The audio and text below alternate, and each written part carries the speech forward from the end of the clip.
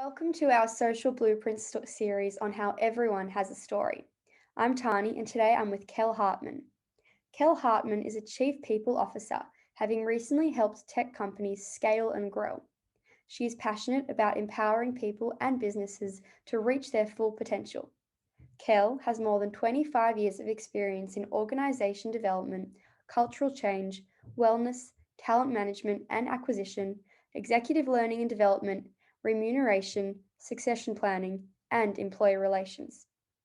A true global citizen, Kel has worked all over the world, including Australia, Africa, Europe, Asia, and the United States, and has traveled to 97 countries. In fact, Kel, where are you right now? I'm in Turkey, so I've got 3 more countries to go before I reach 50 this year. There we go. Kel is a qualified executive coach, has raised more than $20,000 for charity through 2 photography exhibitions, helped implement an NGO in West Africa, and has written and performed her own play. Kel was fortunate to escape most of the lockdowns during the COVID-19 pandemic and worked remotely from some beautiful places in the world, including Turkey, the Greek islands, Italy, Antigua and Barbuda. Did I say that? Barbuda? Yeah, Barbuda. Antigua and Barbuda. Yes. Dominica, Mexico, Panama, and has truly embraced the digital nomadic life. So, Kel, welcome to the Social Blueprint series. How are you? Good. Thank you for having me, and thank you for a beautiful introduction. I'm good at the moment. I'm in Turkey. I've been here for 3 weeks, and actually this week I'm on a wellness retreat and I'm doing a juice cleanse. So basically I'm just drinking juice for 7 days, which is, yeah, I actually have a lot of energy for someone that's just drinking juice. Right, and how's that going for you so far?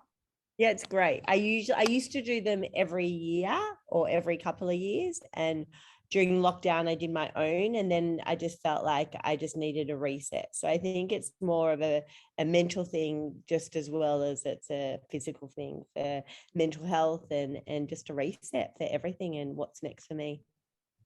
Well, on mental health, I guess a good question to ask is what are your practices for supporting mental health in the workplace? You work with Sure. a lot of people, you have a big role in organizational culture. How do you sort of develop that and maintain mental health? Yes, that's a great question. So I think during COVID, I studied psychology. So I've always had, and I've always tried to look after myself in the best way I can and other people, of course. So one of my big things, and when I was at Flywire, we implemented a whole well-being program, and that wasn't just, an EAP program. We brought psychologists in that spoke different languages because we had different cultures and people across the world, whether it was China, Japan, Romania, Israel, Spain, and then the UK, US, Australia. So we brought psychologists in that, and also I believe there's a no one size fits all for mental health. Like, Tani, you and me are going through different things in life and we may need different support. So looked at people and also talk to a lot of people to find out what they needed. I didn't want to implement something that was not wanted or what needed. And a big thing was parenting programs. So I've implemented 2 parenting programs in organizations. I'm not a parent myself, but I recognize the struggles, especially during COVID and just in life. Like, how do I balance, my children and educating them and being there for them and balancing my work life. So both parents came, and then you've got single parents, you've got parents with kids with, disabilities or special needs or things like that. So, and then you've got cultural differences too. Implemented men's program, people that lived alone and that were lonely, especially during the pandemic. We talked really openly about depression, anxiety, had, specialists and psychologists come in and run workshops around that. And then, how does mental health impact different people in terms of cultures? Like some, I learned at Cash, where I was previously at, that there was a lot of African men that I spoke to that were going through depression or a divorce or suicide tendencies, but it isn't custom in their culture to talk openly about that. So we actually had 3 cohorts of a men's mental health group going through that. And so, just different aspects. So I think one of them is all inclusive, belonging, a sense of belonging. When George Floyd was murdered 2 years ago in America, we talked openly about that and how it impacted our Black community at work and things like that, the same as the Asian hate. So to really create a safe psychological space where you can speak about things that are happening on the world. So I believe that irrespective, if there's a death in the family, a pet dies, you're going through a breakup, you're going through depression, you're going through loneliness, you can say you can leave that and bring it to work and don't bring it to work, but you'll never leave it. You just suppress it. So how do we create an opportunity where we're supported and we can bring our whole selves to work? And that is really important as part of a culture and part of an organization for me. And knowing myself that, I created a chipper, was called a chipper care policy with the support of our HR team, but it was all about time off for mental health, time off when you need it, no matter what you're going through, because everyone has different resilience levels. And I think that was really important. The openness to talk about mental health, and also a space where people are supported and they feel like, if I need time off for something, I can take it. That's great. And I think a lot of corporations these days are increasingly recognizing that, you've got to pay attention to mental health, and you've got to undertake measures to deal with that. And that might be, giving time off or implementing programs like that. Yeah. So we actually won an award at Flywire for the best mental health strategy in the workplace. And this year at Chipper, where I was previously we're shortlisted for that too. So I think we're getting recognized for some of the stuff that we're doing, but I believe so passionately about it. And I think that's where my passion is at the moment, like as part of a culture, as a CPO or whatever role I do next. I think the wellness is an integral part of a culture, of an EVP for an organization. Maybe we should start at the beginning. What inspired you to pick up and leave Australia and work overseas? And how have you found that process to be? Sure. So I've done it a few times. So I initially did it when I was at my first job at BHP straight after school. I was young then, and if I'm really honest, my boss made a pass at me, and I was the only person in HR at the time, and he tried to kiss me at his 40th birthday. I used to think 40 was so old. Now I'm 50, and I had no one to talk to about that, so I just quit and went and lived in Canada. No, I think I shocked my parents because I said I'm going to Canada. Within 2 weeks, I had my visa. I was out of there, and it was a really difficult, because I didn't know anyone there at all, and I couldn't get a job. And I remember it was a Halloween party, and I was dressed up for Halloween, and I was crying because I couldn't get a job in my field. I was actually working for Diesel Clothing, like spraying perfume in the stores and doing like reception work at like animation and special effects and advertising. And because I'm quite creative, I really love that industry. And then someone helped me and told me I needed to change my CV, because in the Canada, you only had 1 page or 2 page. So, mum said, come home. And I was like, no. Like I'm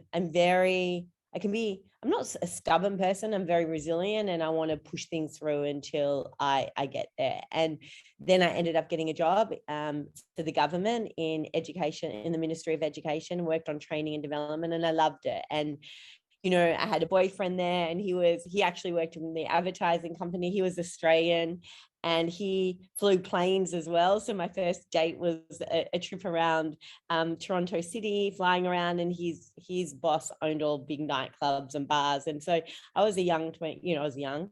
I was 26 at the time, and I really loved my time there. And I actually went back 2 years ago, just before COVID, to Toronto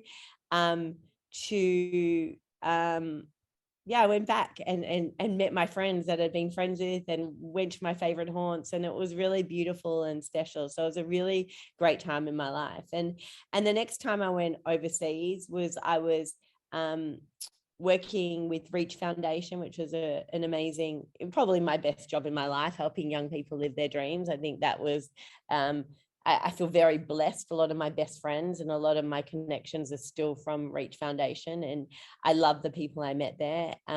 But I was working on a leadership program that in West Africa, Mali, and I took a leadership trip out there.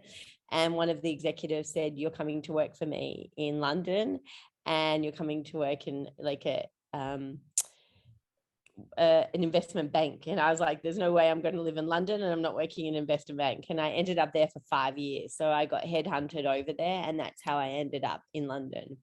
And then came to Australia again. My uncle was sick and my grandma was sick, and it was time for me just thinking, okay, I've got to come home. I've got to, get married, have kids, do what, was probably expected of me at the time. That didn't work. I came back for a holiday in London and then got headhunted for another job while I was there. And so I ended up in London. So now I've nearly been there for 15 years, but a lot of my life is not in London. So I think I don't love the London weather. I like the lifestyle as much as I love theatre and art, and you're so close to the rest of the world. And I feel like Australia just feels so small for me now. Although I have pangs as I get older. Like the last time I was in Australia was just when the borders opened again, and I spent nearly 3 months there, and I lived with my parents again, and I loved it. It was beautiful to see my friends and my family, and I miss the easygoing nature of Australia. Yeah, there's a bit of me that is like a free spirit. Well, I am a free spirit, and I'm a bit of a gypsy, and I just travel around the world and I love it. Like I've loved what COVID opened for me, because when COVID hit, I was a bit depressed at first because I was like, wow, my world is colliding on me, as in I don't have the freedom to do what I want. I'm used to traveling so much with work. And I remember being in Boston at the time and thinking, where am I going to live? Am I going to stay in Boston during this? Do I go back to London or Australia? And I ended up going back to London and appreciating a different part of London. Like I live in Hampstead Heath, which is a beautiful place in the world with parks everywhere. So if anyone knows London, there's Primrose Hill and Regent's Park and Highgate Woods and Hampstead Heath, and I live right there. So I used to do walking meetings all day, and I started cooking for myself again, because I would always be out. But as soon as the borders opened, I fled, and I have not stopped working remotely ever since then. And I love that lifestyle. So I can't imagine what it is to be, I've been in London, I think less than a month this year. Right. Wow. So it was just one incident, not little, but one incident that sparked your love of travel. I think I've loved travel. Always, but I was very scared. Like the first time I was backpacking with a group of friends, I cried because I'm like, what happens if they don't meet me? And I'm going to get we're meeting on the Greek islands, and I was like, what happens if they miss the boat? Or I was so petrified. And even in Israel, actually I was in Israel first on academy, and I cried because I wanted to leave my group. And then I cried again because I was like, well, what do we do afterwards? I can't go backpacking. I'm too scared to go to a hostel. And now I think about myself. I land in Africa by myself and I'm out I shouldn't, but I'm out walking wherever I am. Nothing scares me. I've been all over Africa, South America by myself, and nothing phases me. Whereas before I was so scared, Mm-hmm. Have you ever had an experience where you've actually been like, I am scared, I don't know what I'm going to do in this situation? I have. I just get a bad instinct about stuff. I remember in Morocco, someone took me to their place. I shouldn't have got on their motorbike. I just caught up. And but I just knew to get out of there very, very quickly, which is really interesting. I just got out. And so I think that was the only time I've been really scared. And also in Africa, in Kenya, there was a bit of a political uprising because, so the elections were going on in Kenya and everything got evacuated. And I remember going to the store and it was Christmas time and I was waiting to get food because people said I should get food. And I remember just people bombarding over me and I was really scared. And the Australian government actually rang me then. And I think really that's, in all my travels around the world, I've been mugged in London outside my house once, and I smiled at my perpetrator. And then when I was in Kenya about 2 months ago, like a motorbike went and took my phone while I was on a work meeting, walking home from work. But there's a fight in me. So I actually got on a motorbike, didn't even know. I'm like, you take me, follow him. And we just went. And he could have been like his accomplice. Like, I don't know, but there's something in me that fights. And that's what I'm like. And then I couldn't get my phone back and I gave up. But I'm a bit of a fighter in that aspect. But and then I was logged as a missing tourist in Brazil, like about 10 years ago. Like I knew too that they were I knew because I didn't come home, and there was no sexual thing. It was purely, I just met this guy and we became really good friends, and we talked and talked and talked. And I was like, okay, I'll go stay in the tent. It was in this remote part of an island. And then the next day I had this really weird feeling because it was thunderstorms all night. And there was a whole search party looking for me. I was on the news and the newspaper, everything. So yeah, that was quite funny. And Wow. became really good friends with the soldier. So yeah, there's a lot of I have a lot of stories, but you're going to have a lot of stories because you're traveling alone, right? And I am a very open-minded traveler. Like even if I know people are, shady, like I'll just play with it for a while and then go. But I think I've got my wits about me, and I've got a very strong intuition, which I think helps in the work, in work as well, because you have intuitions, you're agile, you're flexible, you have a lot of compassion and understanding. Because I've lived, like I actually stayed in a Maasai tribe for like 5 days and went and did their community meetings and walk. When I was in Dominica recently, I went into a school and I just said, hey, I want to party for all the Indigenous kids. And I created that. And then I helped the year 12 students do meditation and prepare for their exams, and paid for them to go to school, and, got sponsorship from a lot of amazing executives that helped me, give me money for clothes and things like that. So I just sort of do my own thing rather than, hey, I'm going to join a charity to do something. I'll just find things to do myself, and I'll just be immersed in a community. And I think wherever I go, I become completely immersed. So, wow, your life, you've got amazing stories. Your life does seem to be very just adventurous, lots of holidays on different islands. What does a day in the life of work actually look like? It can be very, very different, especially, you could be doing an acquisition, you could be dealing with an investigation, you could be interviewing and hiring, you could be working with a group to develop wellness, you could be talking to a person that's having depression, or, domestic abuse at their home. Like it can change. So it can be highs, lows, very much. So, and it's like a lot of people see my life, but it's a lot of long hours too. Like I don't think people realize that, when I was in Africa recently, I was working till 2 a.m. Every morning I'd work because it was crazy hours. I'd get up, go boxing. I had my schedule, come back and work. And then at 4:30, I'd do another boxing class, go for dinner at 8 o'clock. My meetings would finish, and then they'd start again at 10:30 at night. So that can be the downturn that people don't see sometimes.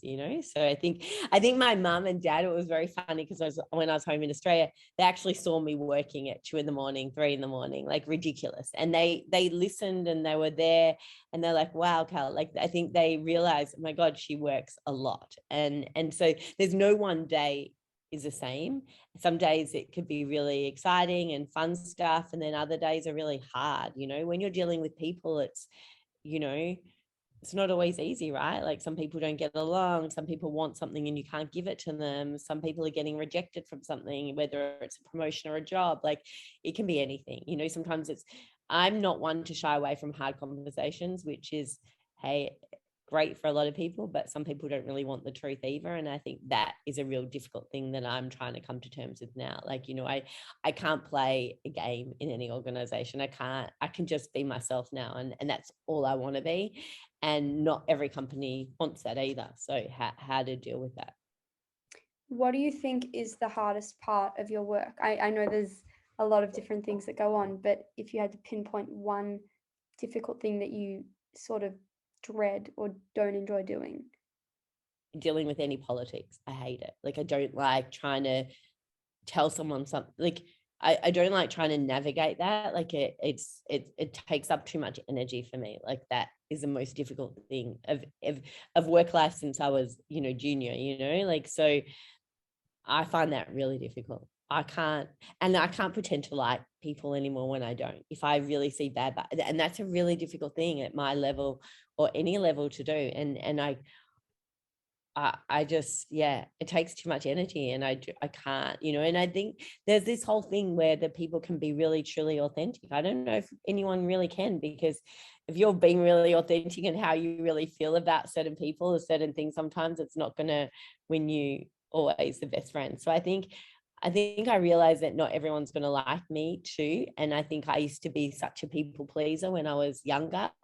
And now I'm okay with people not liking me for whatever reason they do, or making judgments about me because I'm quite outgoing or outspoken or things like that. Like, I think navigating politics is the hardest thing in any organization. And also having hard conversations with sometimes your peers or people that are more senior than you, and they don't want to hear it, and I think that is really difficult. Do you mean in I think terms I've been very blessed in, like, at Flywire with Mike Massaro, our CEO. Like, he would listen to me and understand and not shove away stuff, and and so you felt supported there. And I think that's a really important quality I look for when I'm working with my next manager or CEO or whoever it is, that they, even though it's uncomfortable, like, sometimes you've got to get comfortable with being uncomfortable, it doesn't mean they have to take on everything, but at least they're open to listening to it. in terms of those hard conversations, do you mean informing people about redundancies, or telling people that they have not done well in a performance appraisal or something like that? Those, but also if someone's behaving badly and that person is more senior than you or a peer to you and they don't like to hear that. But I think redundancies are horrible. Like, we had to do a round of those. Like, I've done them in my past a couple of times. It's horrific. And it's, especially when you're dealing with people, you're dealing with their emotions, you don't know how they're going to cope with that. Performance appraisals, yeah, if you've got evidence, I'm okay giving someone, and I'm okay someone telling me then I'm not performing well or they're not happy with me for whatever, if they've got evidence and things like that. I think what I'm talking about, yeah, if someone's behavior is really bad and they get really defensive and angry, or, things like that, that's hard. How do you balance, an emphasis on well-being and mental health with the corporate rat race that can sometimes happen, especially in big corporations? Yeah, so I think knowing that everyone is human, that even your CEO, even me as an executive will get depression, or I'll get anxious about things, and to talk about that. And I think we've got to realize that no one's on this pedestal. We all deal with certain stuff. I think there'll be mental health illness in a lot of people, whether it's stress or burnout. So I think to treat people like humans is fundamentally what you want. We're not a process, we're not a number. Everyone in the organization is human, and to trust. Like, I think there's a lot of mistrust. Like, I see all this stuff at the moment, like with Tesla and that people can't work at home, and that we don't, people don't trust people to do certain things. Like, I think you've got to put trust in your people, and then if they prove you wrong, then there's a different story. And I think all corporations need to treat people like human beings, and treat yourself like a human being. Like, be kind to people. Like, it's not about who's more senior or whatever. Everyone is human, and we're all got something to contribute, and we're all going through our own stuff, and to really listen and understand around that. And I guess that includes placing emphasis on a work-life balance, just like separating yourself from. Yeah, I think yeah, I even call it life balance, because work is just part of your life, right? So I think life balance is a big thing. And I think COVID has changed a lot, and people want a life balance now. They want other things in life. Yeah. Can you tell us about your work with Brene Brown? Sure. So I was very fortunate that I got trained by Brene Brown out in Texas about 4 years ago. So I've always been a real advocate of hers and love the work she does. I think I really believe in the art of vulnerability and talking about shame and talking about what's really wrong. And I think as a young person, I don't think I was as vulnerable as I could be. I was always there to help everyone else, but I was never there to get help when I needed or talk about what was worrying me and things like that. So I think I was trying to also practice it, but I believe that some of this stuff we were doing in the workplace years ago, like didn't package it like Brene, but it was about showing your true authentic self all the time and to be courageous, to be vulnerable. And so I went on a week leadership program that she took us through, and it was called Dare to Lead. So I became a Dare to Lead facilitator. I don't practice it as much. I practice a lot of the philosophies, but I don't practice her program per se, where a lot of people, like once you're accredited, you run the program exactly like that. I use elements of it, but I've always used elements of it. So I think it was and more of a confirmation of the stuff that I've been doing in organizations for years is the right path. I think it's the right way to go still. And I think it goes back to what I was saying in mental health and things like that, like bringing our whole selves to work and that, that's everything, our scars and things like that too. And, what is a daring leader? Like, what is a courageous and daring leader as opposed to one that leads with fear, and that they're the type of organizations I want to work in.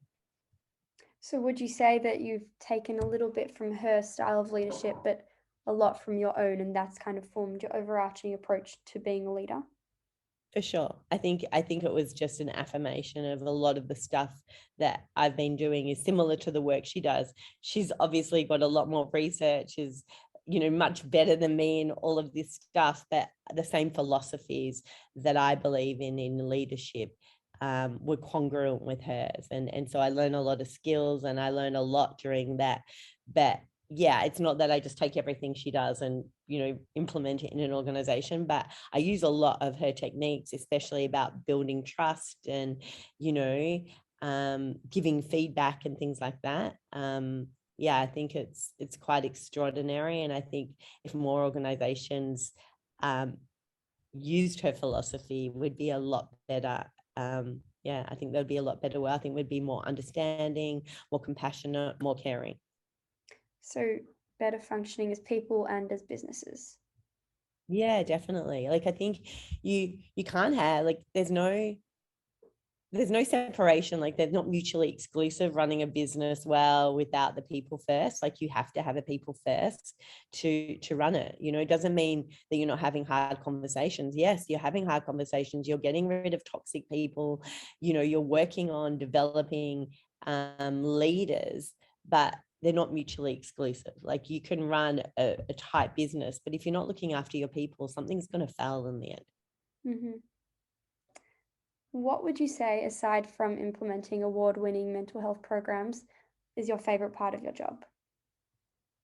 I think just getting to know people. Like I really, and not just getting to know, like make it, coaching them to help them thrive and develop. Like, I want them to be bold, to have a voice. Like recently at Chipper, we ran a program called Within Your Power with Emily Paolo. I partnered with her, and it was about how women spoke up, like they gave their space. Like, and we had people that were so scared to even speak at an all hands meeting, or didn't want to get in front of a lot of people and have their say or speak up in a meeting. And then we saw like this transformation of all these women putting their hand up.